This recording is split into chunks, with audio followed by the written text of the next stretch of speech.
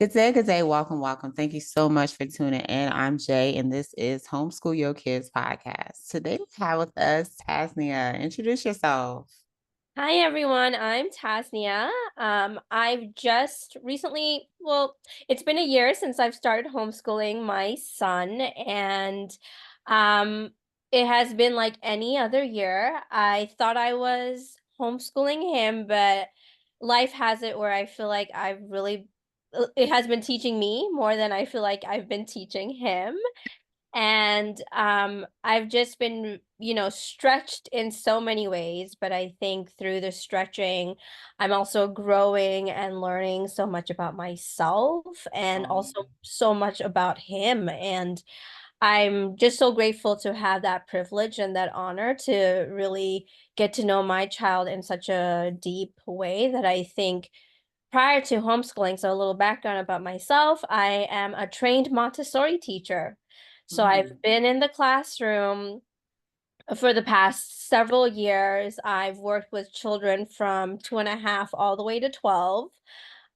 So I've been working with children. So when I came into homeschooling, I was like, I got this. It's just one child, it's my child, piece of cake. And boy, was I wrong. Right. So wrong. And it was just like, what did I enter? Why is this why is this not easy? Because it's not. Why are there challenges? I know. I birthed you. Why is this hard? Right. Like I was like, with you it should be the easiest, but it was quite the challenge. But I think, after a year we found our footing.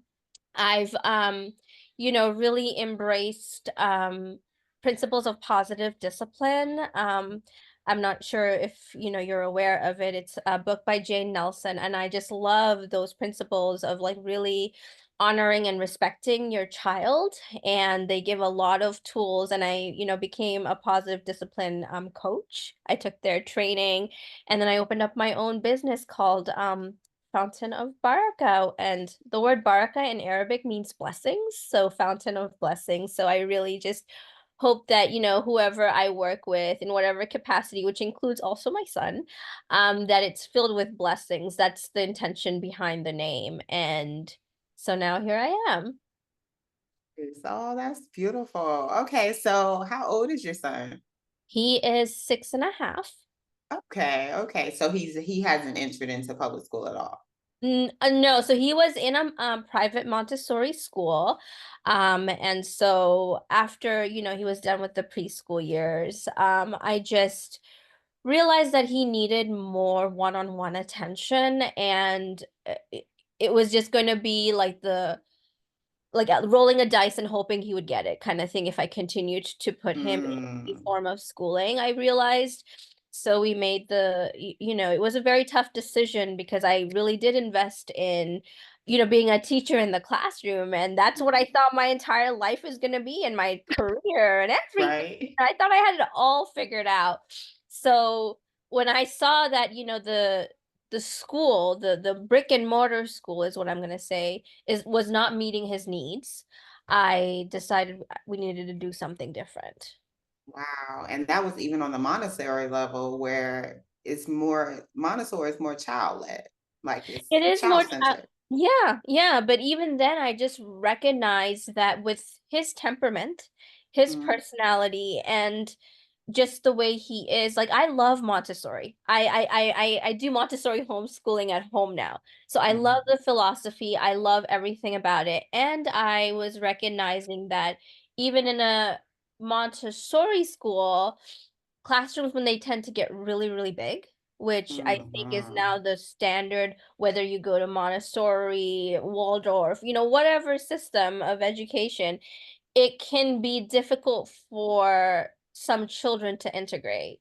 And so I was seeing those difficulties in my child. Like he was integrating, but I don't feel like his needs holistically was getting met.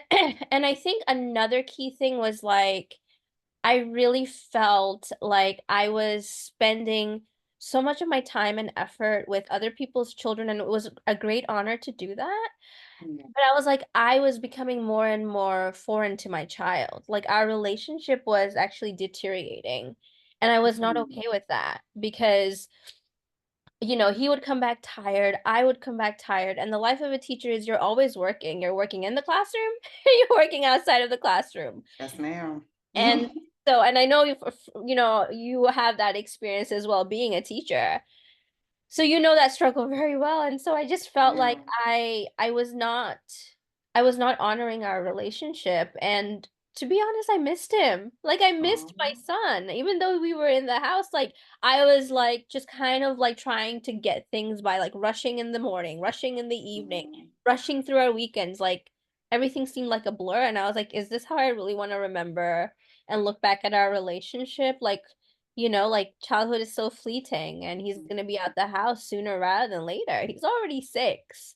So, Right. right? Like I feel like he was just a baby the other day. I'm like, now you are literally talking back at me. So I know adolescence is coming where you're going to be talking back at me more. I'm preparing. Yes, gotta get prepared. Yes. So I just felt the need to I think my relationship with him was with the driving force where I felt like the relationship was deteriorating and I wanted to get that back. And I just felt like putting him in a school system, even though Montessori is great, I just felt like wasn't meeting our needs holistically as a family. No, totally understand, especially with the, like you said, the attention with the other kids, like other people kids, and then I get about 2 hours with my child every day.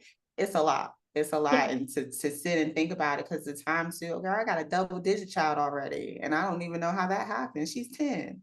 So it's Right. just like, yo, I remember when you were in my belly, and now you walking around here talking about stuff that I don't want to talk about for real, but we gotta talk about, like, it's like, well, how did we get here so Yeah. quickly? Yeah. So Yeah. quickly.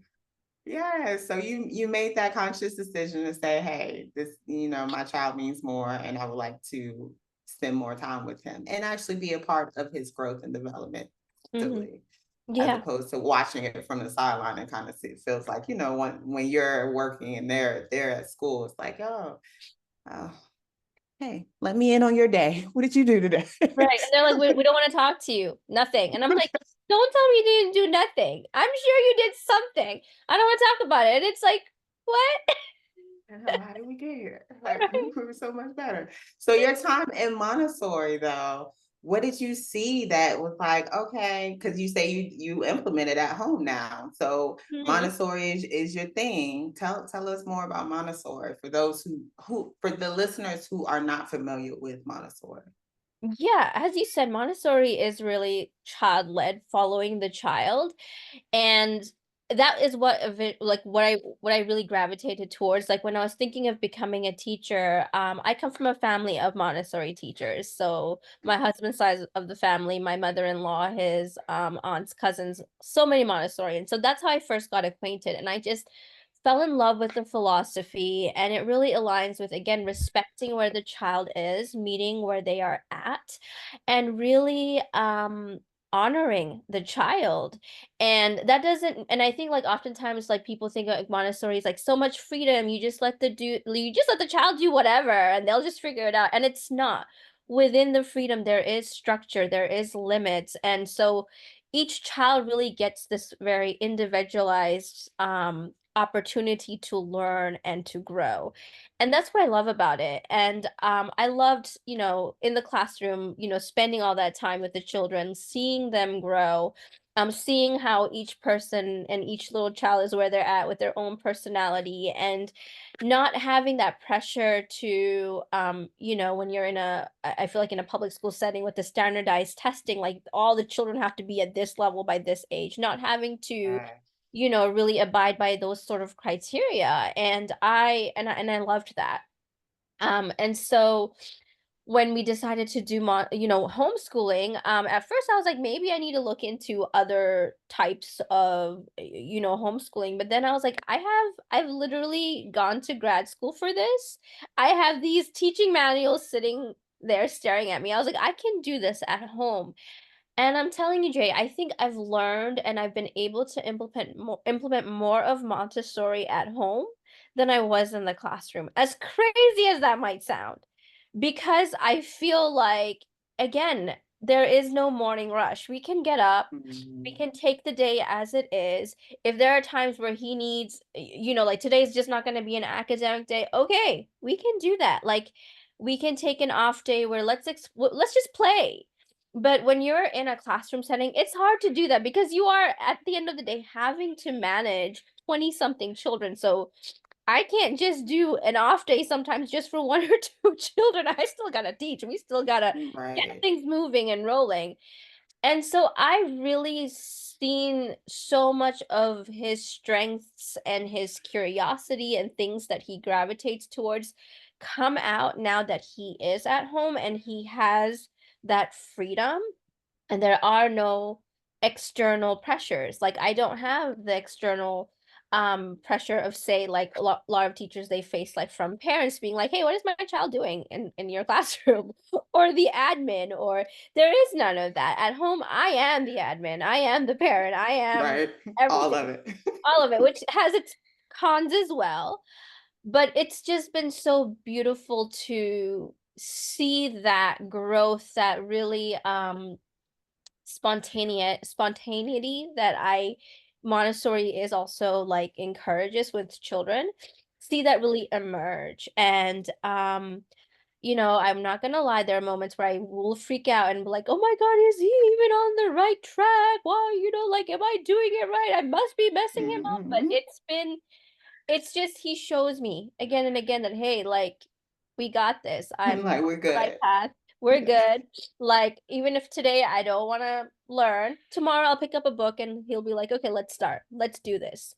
So it's just I just love it. And I also do like a little pod in my home on the weekdays. So Oh, Tuesdays and nice. Wednesdays where I have one other child come to me and they're also homeschoolers and I supplement their education because I am a teacher, and so just seeing them grow together. I mean, both of them are in different like stages of their learning and their growth, but seeing them work together, seeing now my child emerge as the leader in his Yeah. skills and his abilities because he's a little older. And that's what the Montessori environment, the classroom encourages, like the mixed age classroom. I can't do that in that capacity because I'm not a school. But just in a pod setting, just to see those things emerge and see it like, wow, no, this can happen also at home has been such a breath of fresh air. Nice. Yeah, I didn't even think Montessori classrooms got up that high. So they do get up in the 20s. Like it's a Yeah, lot yeah, of yeah. it's a lot of Yeah, them. 20, 20s, 26, I had 26 children in my classroom, and these were for the little ones. In his classroom, it was 27. So it was just, Yeah. yeah, so it was just like and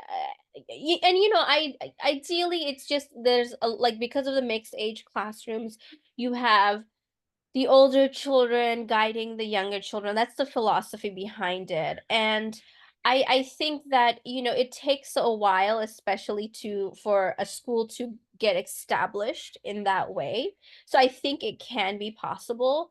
But I feel like just the school settings that my son was in, they were still newer schools. The school was Mhm. still trying to find their footing and their grounding that I just felt like I feel like he was just falling through the cracks, and I Yeah. just needed to give more one-on-one attention to him because that's what I was seeing he required.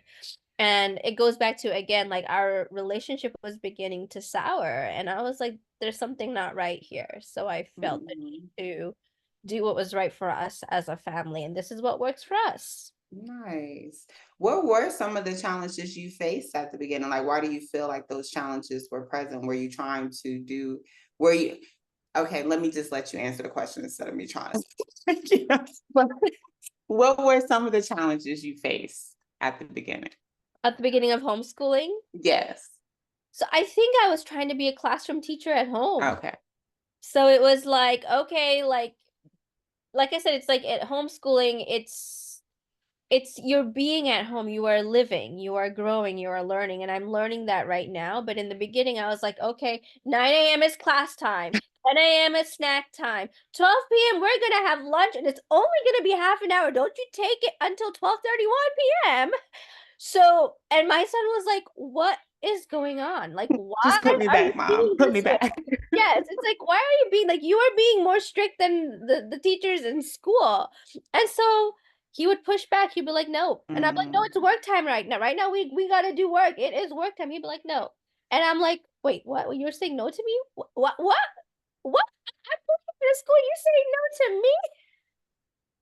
And so it was like, so there was a lot of how do I say, behavioral challenges that I experienced in the classroom that I was seeing at home with one child. And that made no sense to me. I was like, you are just one child.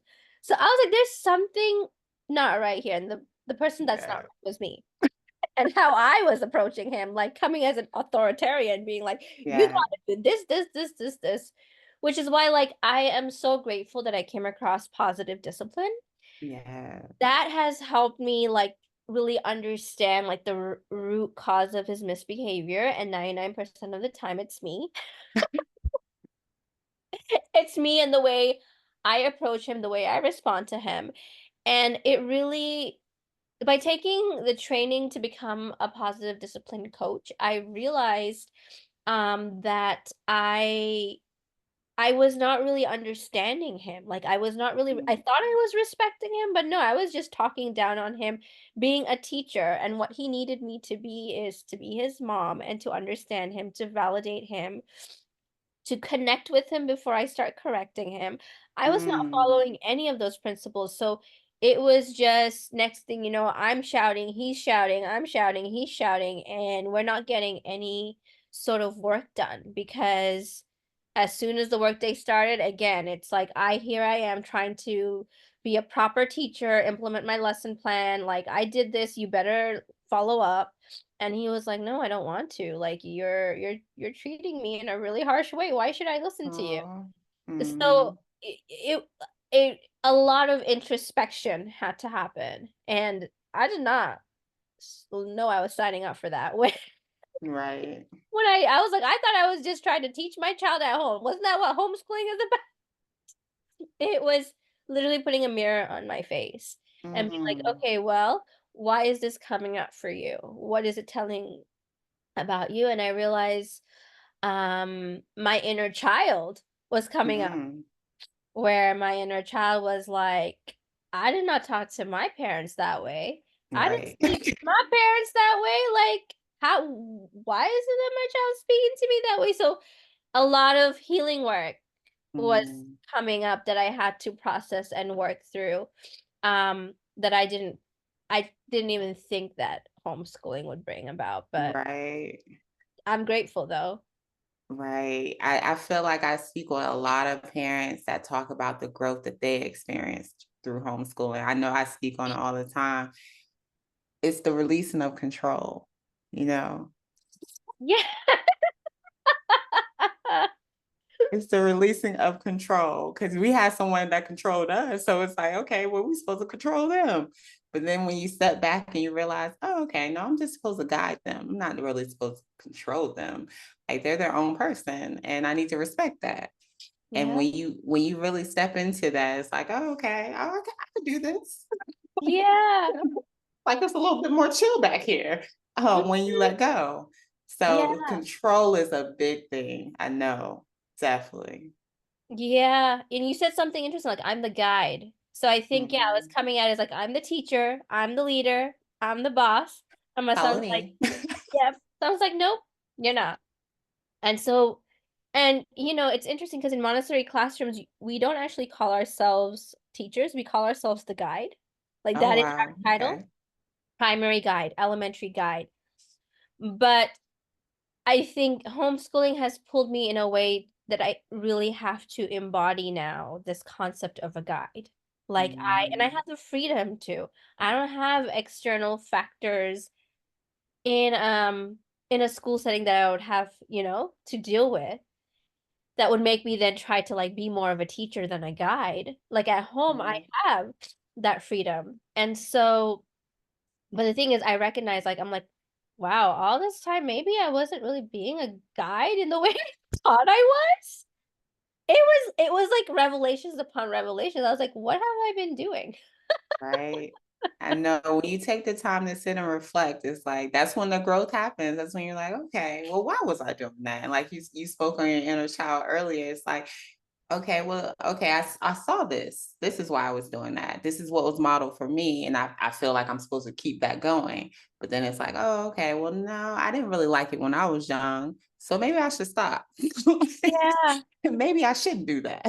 Yeah. And Yeah. then goes the breaking of the cycles. I was talking to my girls about cycles yesterday, so that's really cool. To know that all right, we breaking cycles out here, like actively, Mhm. making the conscious effort to say, you know what, I didn't like that when I was a child. Maybe I do need to, validate my child more and to let them know that they're being seen and heard at that age because he's 6. So Yeah.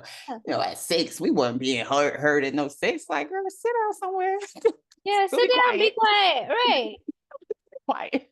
Yeah, do as I say. Do not ask questions. Don't ask no questions. Oh my, I told my 10-year-old, honey, oh, her and my mom butt heads so much now. She used to be my mom's like, but now that she's so opinionated, outspoken, and just Miss why I gotta do that? Like this her face. But why? I told her she need to put that on the shirt. But why? But why? But why? Like, why do I have to do that? Because she Yeah. wants an explanation for everything. I promise you. And Yeah. it's taking.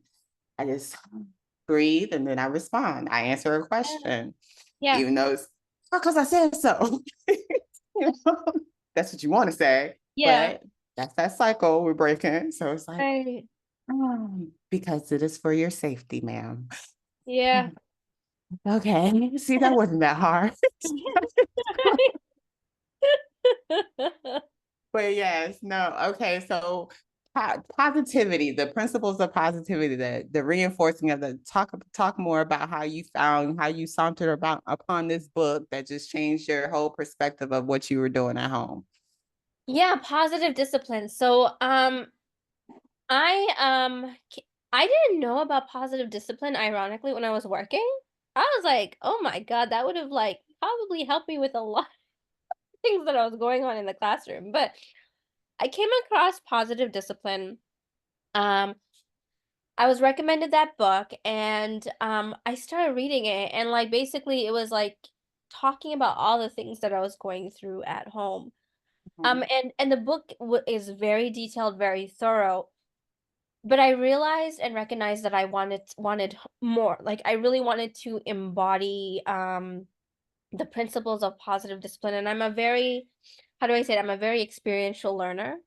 And so when I talked to a couple of people who took the positive discipline training to be a coach, and I was thinking to myself, like, if it's worth the investment. And to be honest, I didn't take the training thinking I would coach others. I wanted it for myself. Like, I was like, I'm struggling here. I'm holding on by a thread. I need something that will give me hope because a part of me was like, maybe I just need to send this child back to school and go back to work Oh, yes. because Oh. I was at my wits' end. And so, I I talked to a couple people and they're like, "Yeah, definitely invest in the training. It's worth it." And I was like, I was like, "I can do the training even if I want to just use it for myself." They're like, "Yeah, sure." Like they're not going to sit there and tell you to like, like train others or whatever. So I went and I took it and it was just such a game changer. It was so validating. It felt so empowering. And some of like the key principles, like again, like connection before correction, like really talking to a child with respect. I did a workshop actually last week with a couple of my colleagues and we were talking about this. It's called the mistaken goal chart. And so basically like children often fall into four categories of misbehavior. So when you see a misbehavior, like you actually use your own feelings as clues. Like you become a detective like okay, what is it that I'm feeling? What's coming up for me? Is it anger? Is it hurt? Is it like disgust, whatever those feelings are. And that gives you clues as to why the child is misbehaving, what is the belief behind their, misbelief.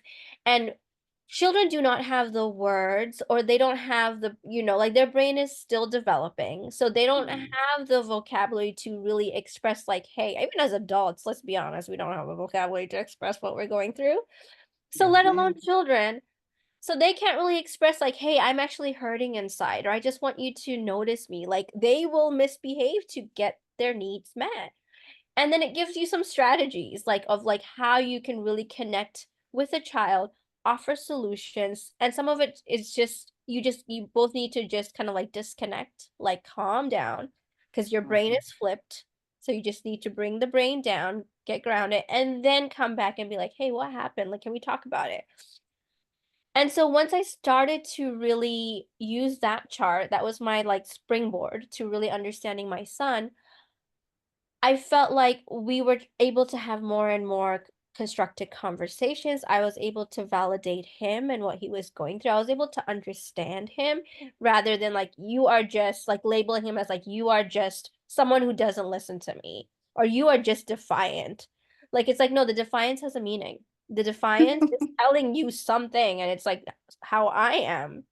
Like probably trying to wield my power in a way that's completely unacceptable.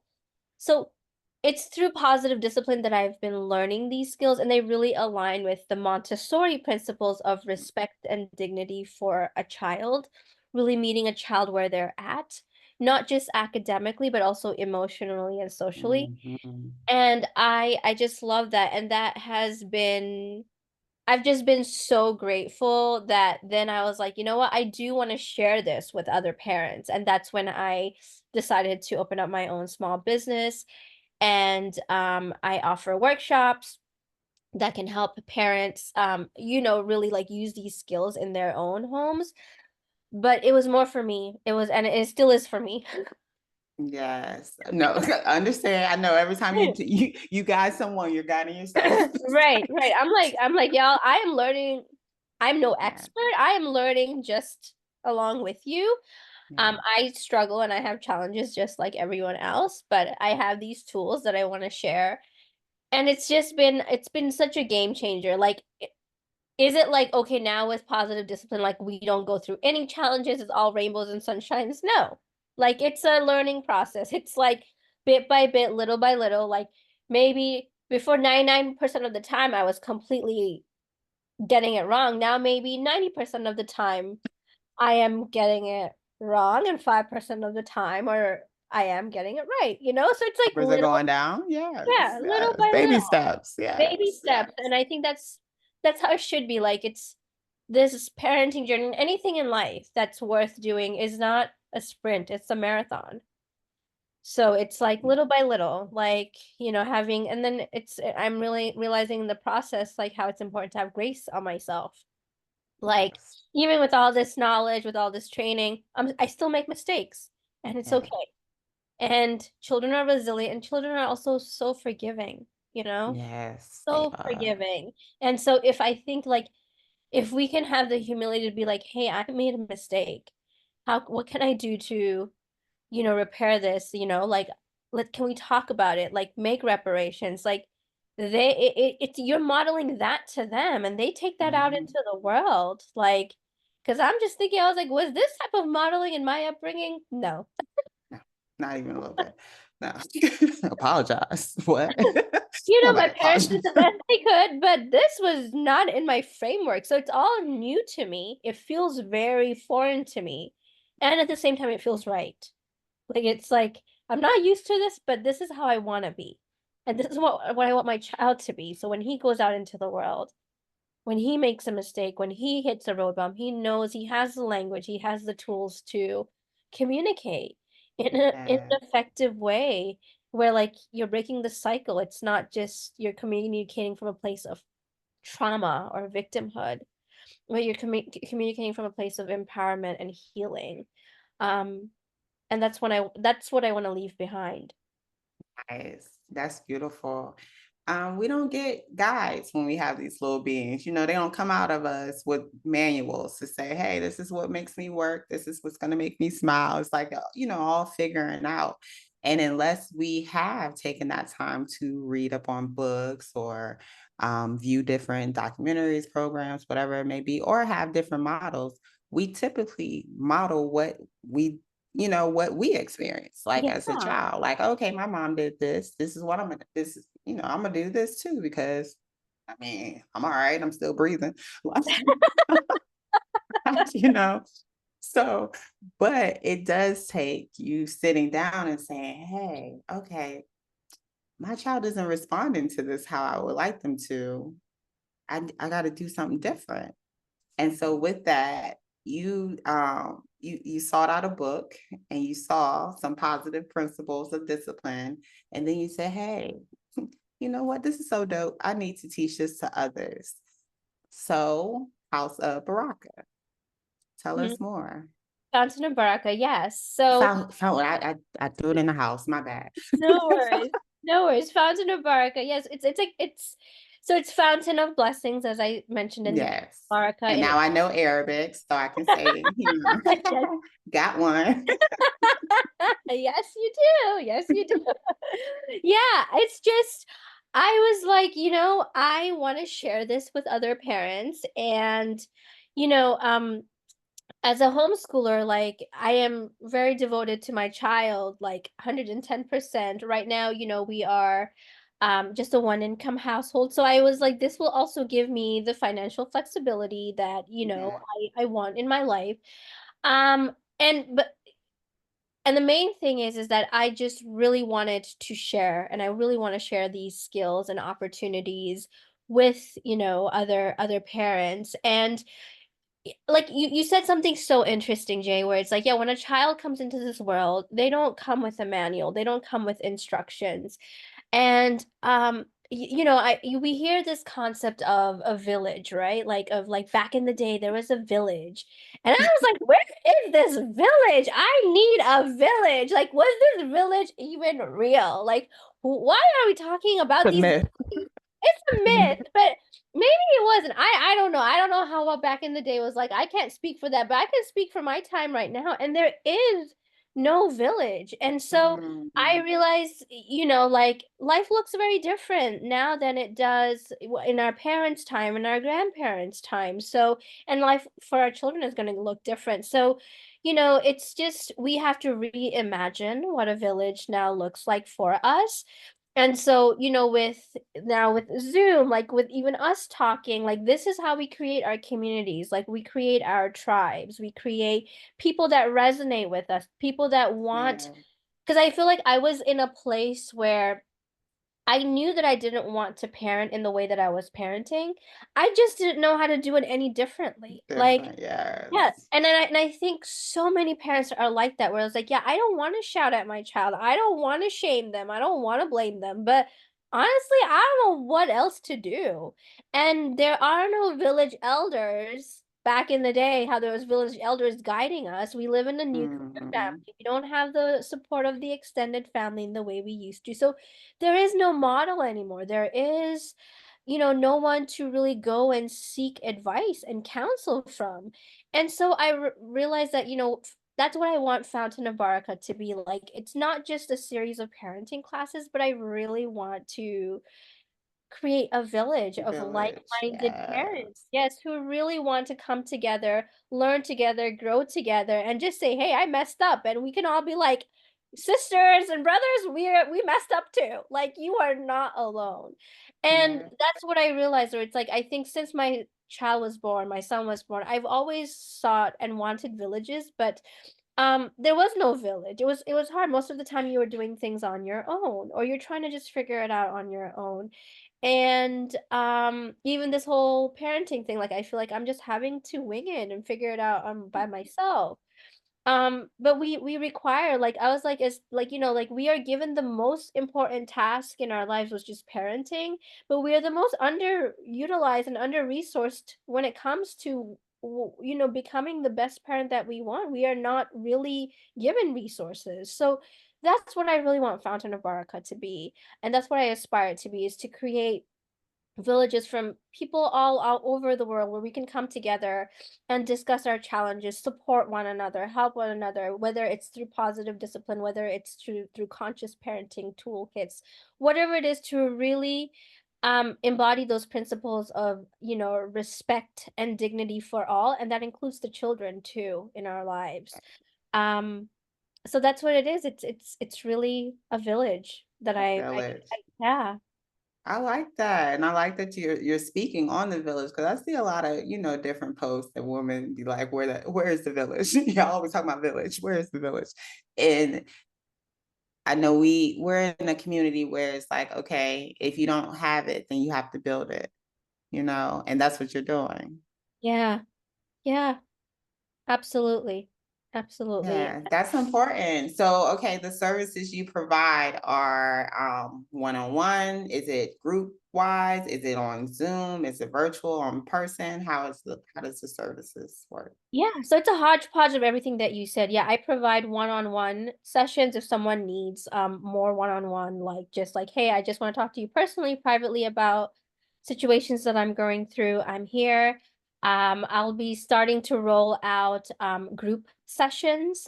So by the fall, I'll have that where we're gonna, for a subscription fee, we can meet like, as a group monthly for an hour and a half to talk, I'll talk about like a positive discipline principle for the month. And then we can talk about that and any challenges that as, parents we are facing and we can brainstorm together. I also do, I live in the DMV, DC, Maryland, Virginia area. So I do in-person workshops for parents that I put out. So I'm having my in-person workshop on August 24th at a Mm. library. So I'm starting that. And I also do Zoom sessions. So right now I am working with an organization and I've rolled out a four month positive discipline series. So we meet every month. So we started meeting in May, June. We're gonna meet in a couple of weeks for July. And the sessions are usually 3 hours. So we really take deep dives into the principles Mm. of positive discipline. And then my last session with them will be in August. So it's just been wonderful to really engage and interact, share these resources with parents, get insights, get ahas, share our frustrations, and just know that, we're not alone. And yeah, and that's what I really want, Fountain of Barakah to be like that as parents, we're not alone. That I feel like, once a child comes into the picture, we feel like, okay, that's it. There is no manual, there is no one looking out for us. Um, I really want to change that narrative. I Right. really do. Right. Yeah. No, that is a narrative that needs to be changed, especially with the young mothers. Those are the ones I always feel for because I feel like I was a seasoned mother. Look, I was a seasoned. I had my first at 30, but we have mothers who are 16, 17, Yeah. 20, 21. Yes. And I'm speaking like about my former students, but just thinking about them and their growth and just talking about them and their understanding of what they're taking on as far as being parents now. I couldn't imagine at 20, 21, having to think outside myself. Yeah. Outside of myself, 2020, 21, you're absorbed like with me. Like it's Yeah. like fun. I'm looking for fun and I want to have fun. And so I just think about them parenting at that age and just the resources they don't have connection to, Yeah. um, not even really knowing where to seek them.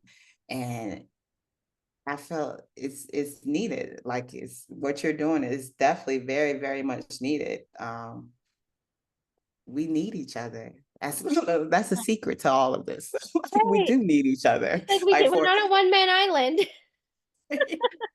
it's like for as connected as we are now, like you said, we're able to talk on Zoom now. Like you can connect with anyone around the world basically now, but it's still like a separation, a division of like, oh, I need to take all this in on my by myself over here, not telling anyone until I crack and crash out, as they say now, Yeah. and you didn't open up to anyone because no one's really checking on you.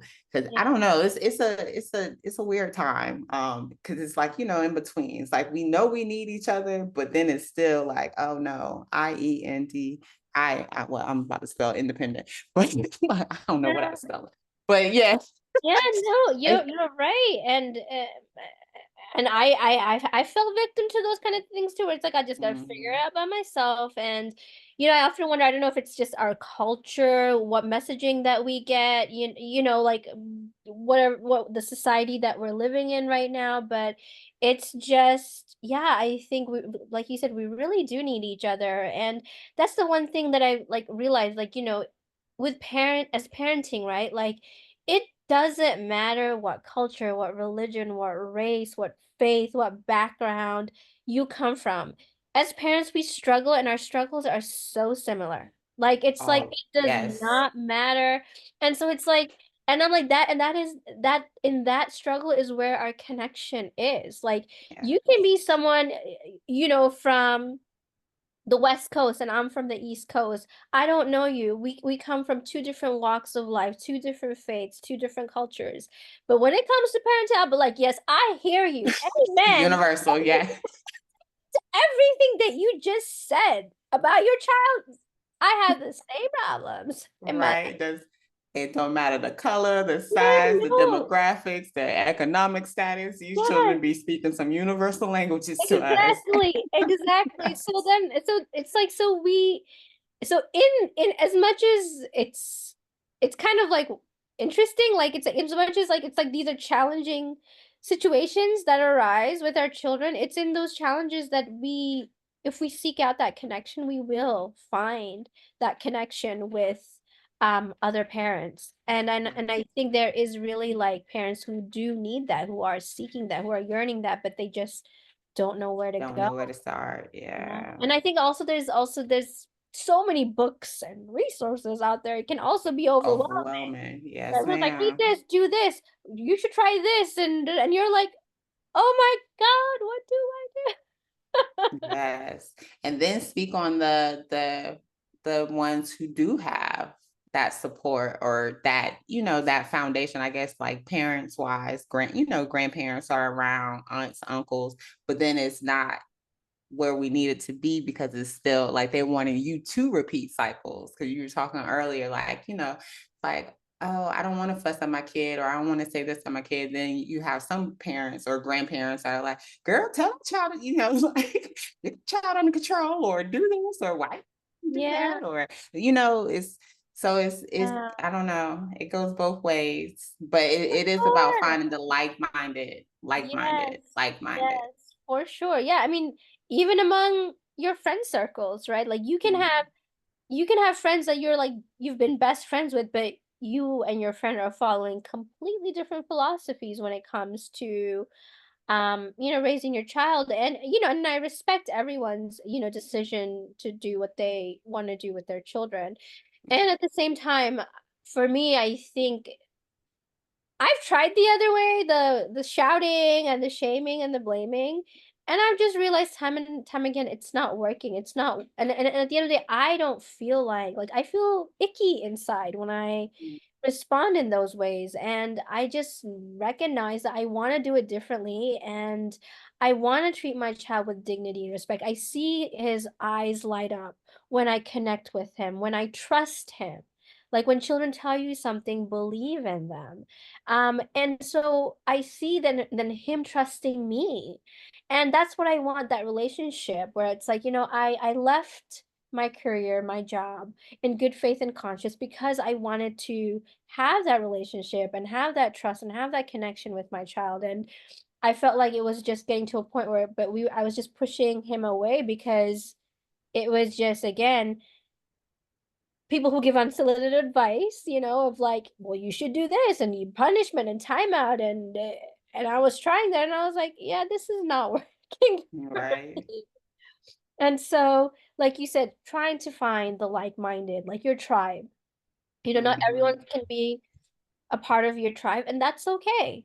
But those who can, I think when we all come together, the links in our bonds are stronger, and I feel like we are more fortified from like the stressors and from the things that society will keep telling you to do that you might not align with your values. But when you have that community of support, you can more strongly step into your values and say, okay, I see that you're telling me that and that doesn't work for me. Yes, yes. It definitely helps when you have that tribe, like you said, that is hey, girl, stand up. Like you can tell your mama that she don't want to do that. Look, you can see I got some little mama issues. Oh, we Keep all on do. bringing her, We all do. I'm not even gonna get to that. right? That would be a whole two podcasts.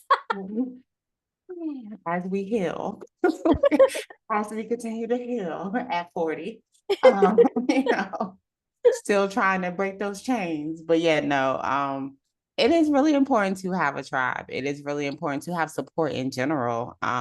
Just someone who you can call up or tap into and say, hey, I have this question about this. I know, I'm experiencing new, like I said, I have a 10-year-old now and I'm experiencing new things with her growing and going through changes and stuff. And I'm just like, okay, let me reach out to my community who's already experienced this. And so I have friends that, have 12-year-olds. So I'm able to talk to her about, okay, Yeah. let's talk about my 10-year-old and what she's going through right now and how I need to be dealing with this because, I need that support because this is new for me. Mhm. But you need that. You need that because you don't always want to go through two books. You don't always want to go on Google. You want those real Yeah. life interactions with individuals that can tell you, girl, it's okay. You're okay. And that child's going to be okay too. Let them go through their stuff. Yeah. Like, Yeah, of just, course. Of course. And I wanted to actually comment on that. Like, you know, the thing that I love about like you're right, like not every like I'm an avid reader. So you give me books, I'll be like, like that is me. But not everyone is like that or Mhm. has the capacity to do that. And what I love about these positive discipline trainings for parents is that it's not me in front of like a classroom setting, like lecturing and telling you what positive discipline is and the parts of positive discipline. It's experiential. So I love the fact that, like, in our trainings, what we do is we do a lot of role playing where I'm a Mm, parent, another person is the child, or another person is the parent, another person is the child. Like, you do a lot of group interactions. And so in those like role playing, you really act out like as a parent would in a different situation, like when a parent is an authoritarian or when a parent is too permissive. You act out those roles and then you really get to see how the child feels in that moment, how the child is feeling, how the child is thinking, and then based on that, what they're deciding to do. And I've had so many parents had aha moments like, wow, I had no idea that this is how my child felt. Like this is like really giving me insight and perspective as to when I talk like this, when I respond like this is how they are thinking. So it makes total sense. Um, and I think it's like having those opportunities to really, I feel like act out what you're doing to really understand what you're doing from both your side and your child's side is such a game changer. And so that's why like I'm just like I'm all about reading the books, but I'm like, find yourself a positive discipline workshop anywhere and just mm. join and experience it for what it is. Because the experiential activities of like really being able to talk out your problems and then act it out is such a game changer. Um, Indeed. so yeah, so I just wanted to share that because when you mentioned like yeah, like you want to be able to talk to somebody, we don't have times to read it. Like, some of us can't sit there and read a book. And like I said, I read the book and I was like, I still need support because the book was so Mhm. dense. Like I was like, this is a lot of information here. Which is why like I'm like these kind of like workshops where you actually get to meet parents and connect and act things out and build those bonds of trust within those workshops, um, I think is just so beneficial. It is. I feel like experience is over everything. I used to talk about with teaching. We go to school, like you say, you have a degree, and you feel like you're prepared because you went to college and you're supposed to be prepared. But you get in that classroom, girl, it's a whole nother story. Like those kids are nothing like what they say in those Yeah, you're books. like you're like trying to look through a manual and I like know. there is no In situation. chapter 7, they said, I was like, it's that's not not how working. they're responding. What do I do? Right? Like you were supposed to say this, and then I was supposed to say this. You didn't say this though, so I don't know what to say now. Yeah. Yeah, no, you have to experience it. You have to experience it. Are you hosting these discipline workshops, the positive discipline? Are Yeah. you okay, cool. Starts in How long November. are these? So, typically a session is 3 hours, and I know people freak out and they're like, 3 hours, but it's just literally you're taking deep dives, like positive discipline is an ocean. And so, like within those 3 hours, like I pick like key concepts and we take deep dives, and there's, like I said, a lot of role playing experiential activities. So I do like 1 day workshops where it's just like, 3 hour workshops. And then, like I said, I do series as well where we either meet monthly or every other week where you get to do multiple deep dives into multiple concepts of positive discipline just to have a better thorough understanding of what positive discipline entails. So yeah, so it's just really been such an amazing experience, for me to be able to do that. And like through those, facilitation, as I facilitate the workshops, like I learn so much from the participants. I'm like, oh, that is a great point, or I wouldn't think Mhm. to say it this way myself. So I'm learning and I'm growing because like I'm parenting my child, it's like I'm in the game as well. Yes, yes, yes. And it's a continued process. We're life learners. Like you will never have it all. You will never know No, it all. not And those who claim they do don't know anything. yeah. So yeah. I Yes. tell with all the education I've received and all the books that I read, because I'm an avid reader also, I still know that I know point 0.00000 Yeah. 7.35444% of the information that there is to know. There's just so much. Our world is so vast and so Mm, wide. It's just there's nothing you will never know it all. You will not. yeah. And Yeah. there's always room to grow. And that I feel like homeschooling definitely allows you the opportunity to just Mm, really sit with yourself and say, all right, so let's do this. And how are we going to do this? mhm. Because it takes a different type of you.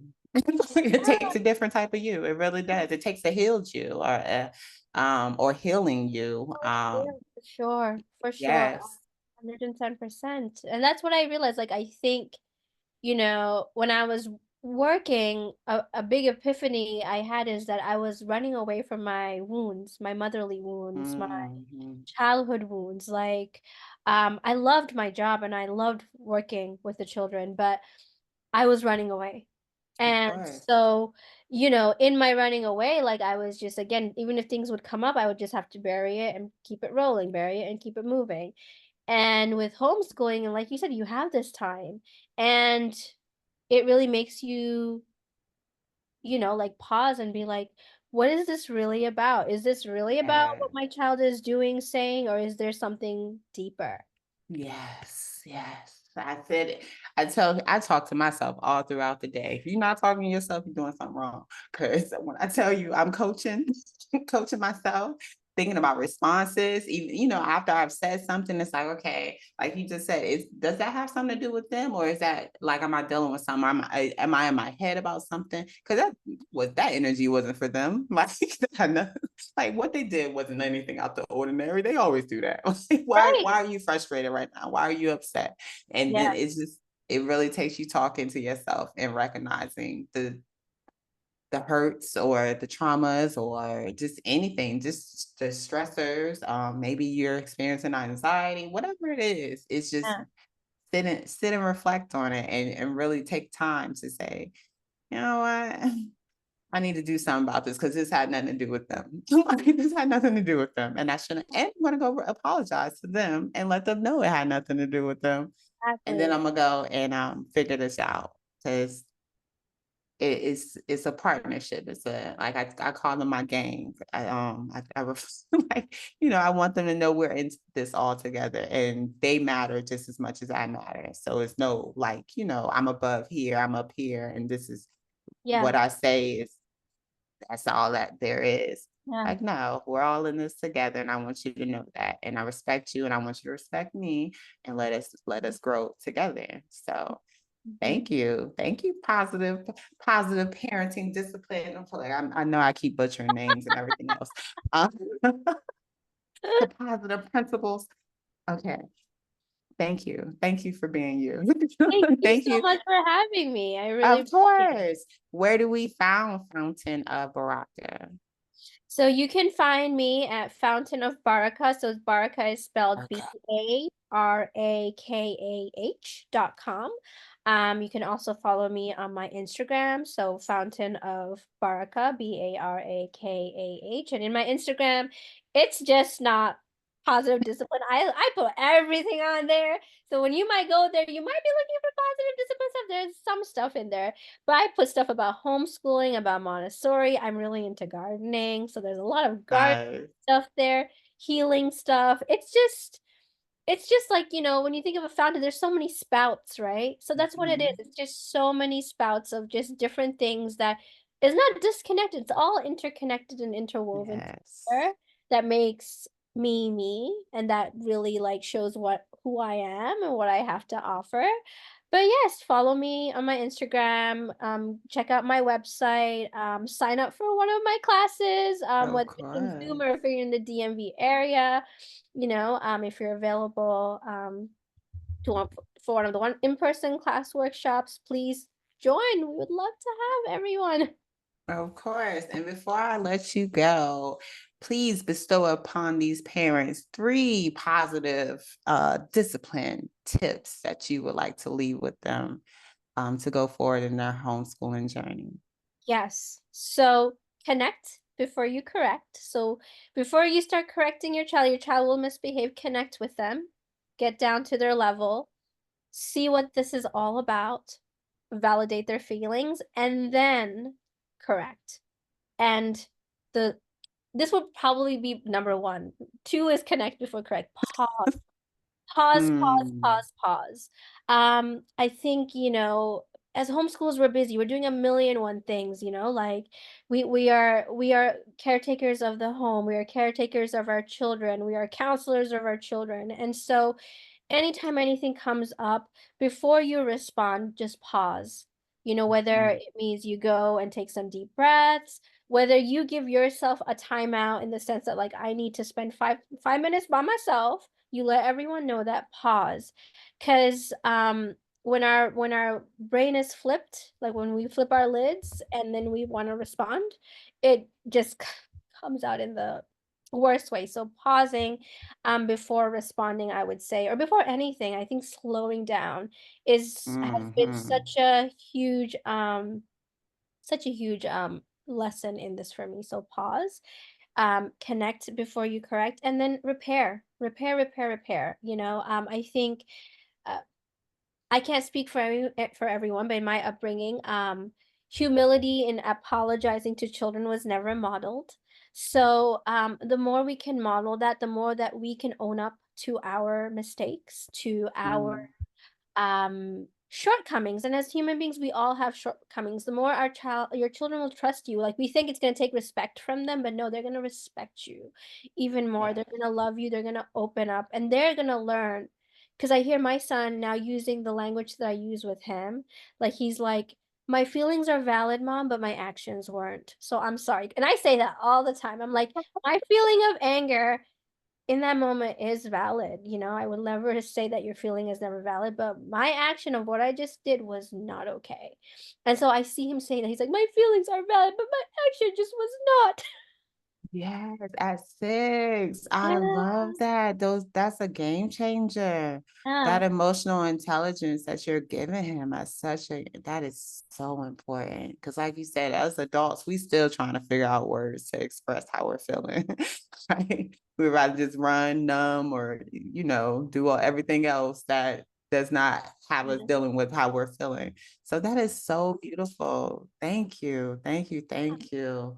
Oh my gosh. So parents, parents, if you need, or if you like, if you know that you need support and you may not have it in the community that you're in or where you're at, Tasniya said that she got you.